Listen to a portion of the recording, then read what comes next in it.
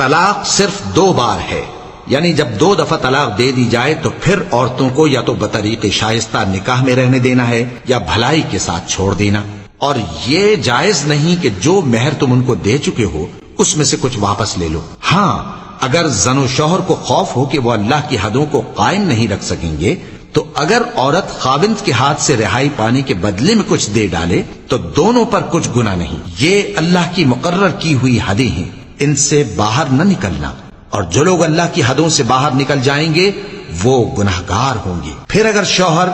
2 طلاقوں کے بعد تیسری طلاق عورت کو دے دے تو اس کے بعد جب تک عورت کسی دوسرے شخص سے نکاح نہ کر لے اس پہلے شوہر پر حلال نہ ہوگی۔ ہاں